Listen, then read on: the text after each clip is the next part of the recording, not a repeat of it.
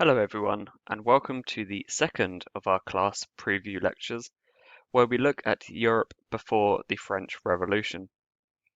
Today we will be examining language in the 18th century, as well as different concepts of nationhood and national belonging.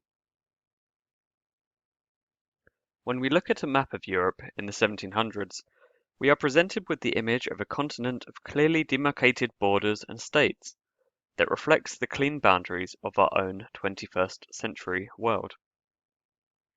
Modern media, such as video games, encourage this idea, putting you in the position of a ruler of a kingdom with a clearly defined slice of territory to control.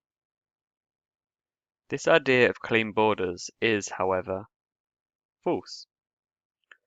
The borderlands between states were messy and undefined, particularly the eastern borders, such as that between Poland, Lithuania, and the Russian Empire.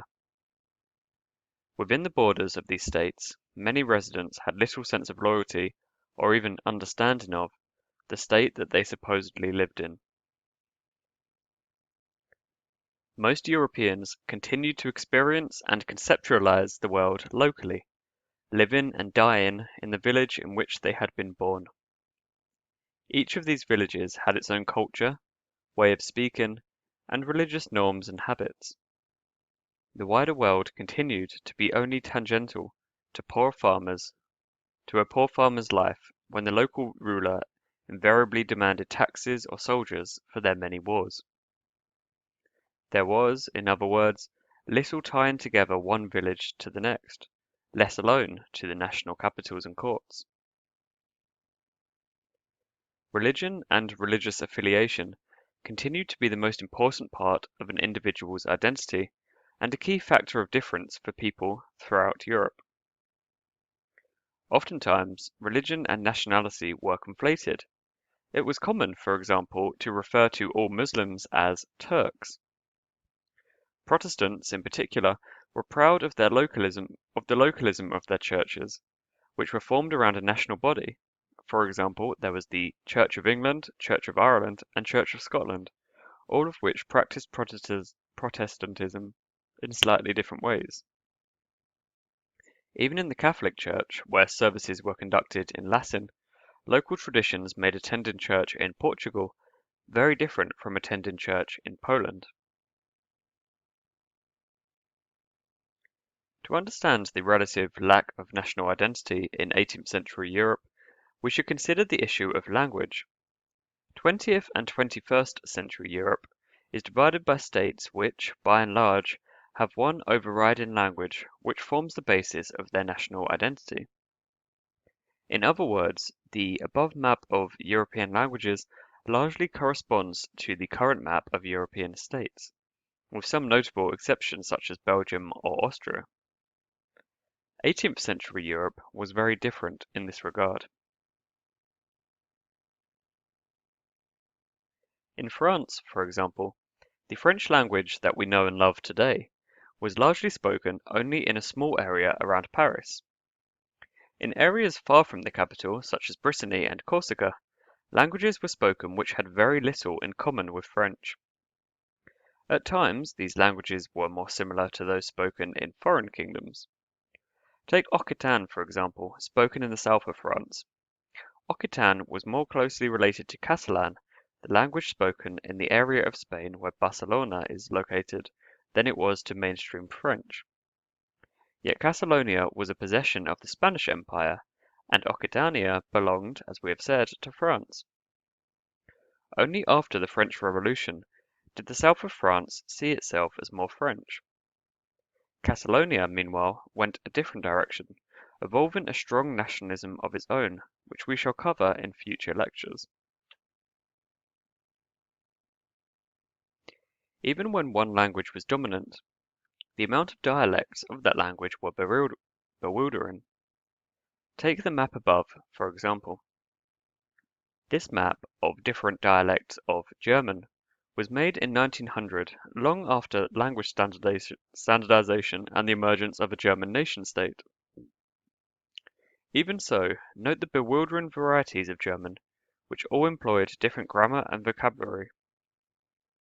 Before 1789, the number of dialects would have been even greater, to the extent that a peasant from East Prussia would have had difficulty understanding a peasant from the Moselle Valley, despite them both speaking the same language.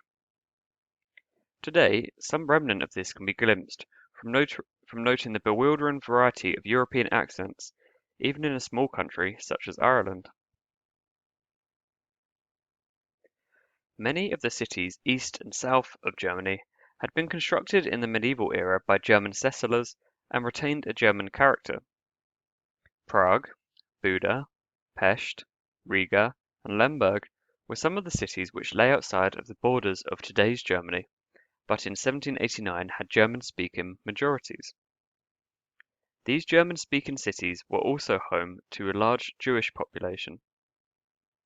The countryside surrounding the cities, however, were full of locals who spoke non-German languages such as Czech or Hungarian. Many of the nobility also continued to keep these ancient languages alive, whilst using French or German when interacting with outsiders.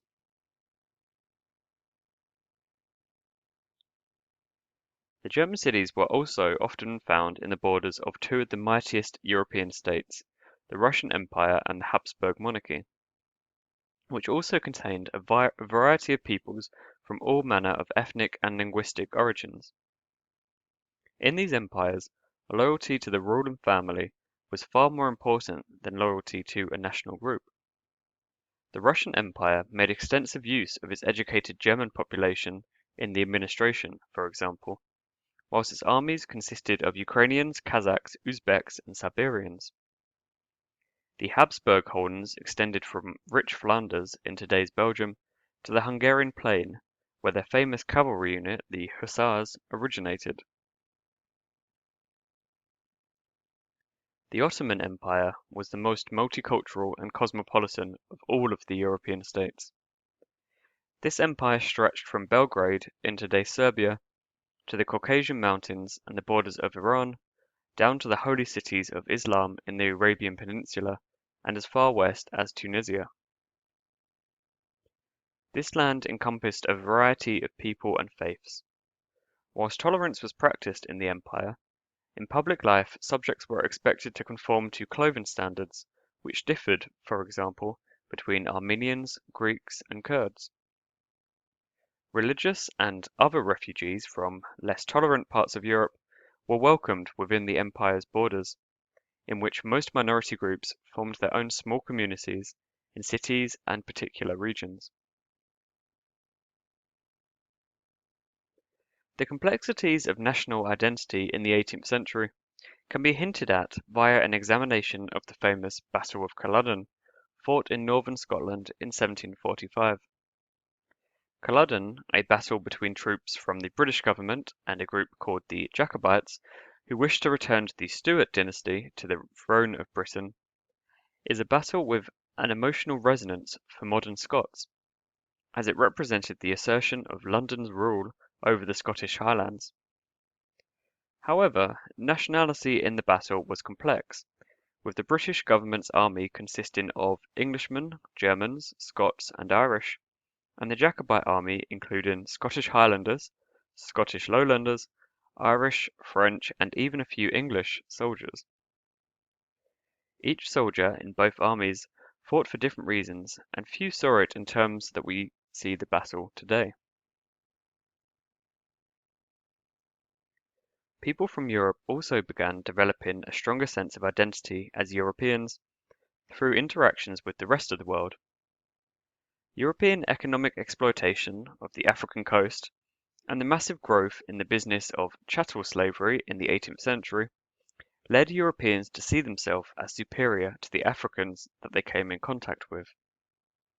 This sense of superiority was especially pronounced in the North American colonies, where both groups lived in close proximity, but it also spread back to Europe via tales of adventurous exploits and by the preaching of the Church, who encouraged missionary activities to teach Africans European ways.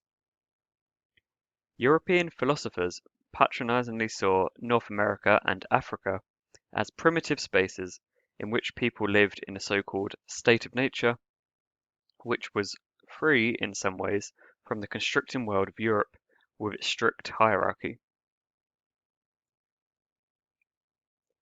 Europeans also came into contact with Asians in ever greater numbers. Stories brought back from Asia portrayed the continent as a land of adventure and wealth. And at first the cultural pull of, for example, India on Europeans living there was strong, with merchants adopting many of the local customs. Increasingly, however, Europeans began to see themselves as more advanced, rational, and powerful than the Asian people they came into contact with. Taken together, Europeans' low opinion of Asian, Africans, and Native Americans began to lead towards the creation of the idea of whiteness and European superiority, which came to dominate the 19th century.